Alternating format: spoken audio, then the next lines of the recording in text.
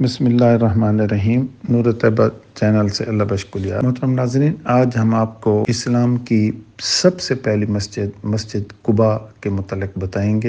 مسجد قباء وہ قابل دید مقام ہے جہاں آقا دو جہاں صلی اللہ علیہ وسلم نے مکہ مکرمہ سے ہجرت کر کے مدینہ منورہ میں داخل ہونے سے پہلے آرام فرمایا تھا۔ یہ وہ تاریخی جگہ ہے جہاں اسلامی تاریخ کی پہلی مسجد تعمیر کی گئی اور جو عیسوی تاریخ کے مطابق 3 ستمبر 632 کے درمیان میں تعمیر کی گئی۔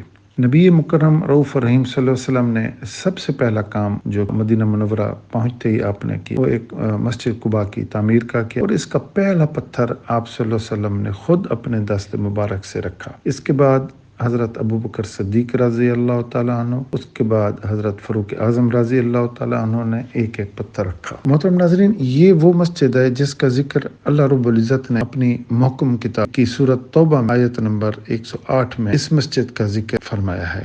لا تقم فيه أبدا لمسجد أسس على التقوى من أول يوم أحق أن تقوم فيه رجال يحبون أن يتطهروا والله يحب المطهرين۔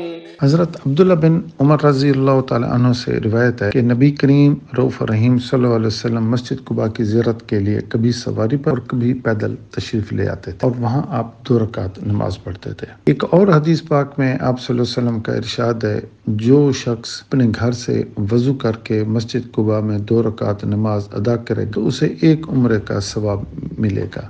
یہ حدیث ابن ماجہ نے نقل فرمائی ہے۔ محترم ناظرین، مسجد قباء مسجد حرم سے جنوب کی طرف واقع ہے اور یہاں سے اس کا فاصلہ تقریباً 5 کلومیٹر کا ہے، اور اگر آپ وہاں سے پیدل آئیں تو آپ کو 2 راستے ملتے ہیں۔ یہ میں آپ کو دکھا بھی رہا ہوں اسی طرح۔ ایک راستہ تو مسجد حرم سے، حرم نبوی شریف سے طریق قربان کی طرف سے جاتا ہے، اور یہ حیا بہر سے نکل کر جہاں محلہ بنو نجار ہے، اور پھر اس کے بعد مسجد جمعہ آتی ہے، پھر مسجد جمعہ کے بعد مسجد قباء آتی ہے۔ ایک یہ راستہ، اور ایک راستہ اسے طریق قباء ہی کہتے ہیں، اور اس سے بھی حجاج کرام جاتے ہیں زیارت کرنے کے لیے۔ یہ 2 راستے معروف ہیں، سیدھے سیدھے راستے ہیں۔ حرم نبی شریف کے بالکل جنوب کی طرف یہ مسجد موجود۔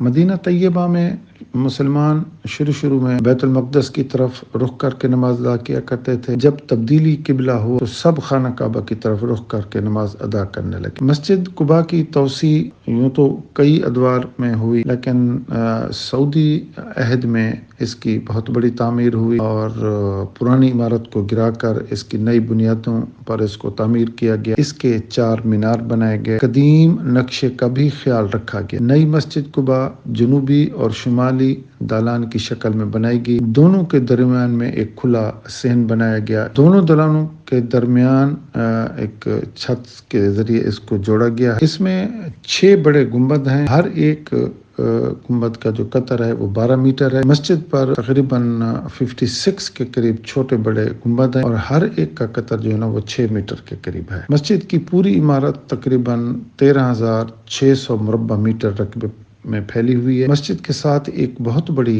لائبریری بھی ہے جہاں زائرین آ کے مطالعہ بھی کرتے ہیں اور کتب پڑھتے ہیں، اور اس کے ساتھ ہی بہت سی وضو خانے بنائے گئے۔ حجاج کرام آتے ہیں، یہاں سے وضو کرتے ہیں اور پھر مسجد میں آ کر 2 رکعت نماز ادا کرتے ہیں، اور یہاں کی 2 رکعت نماز ابن ماجہ کی حدیث میں نے پڑھا کہ 2 رکعت عمرے کا ثواب ہے۔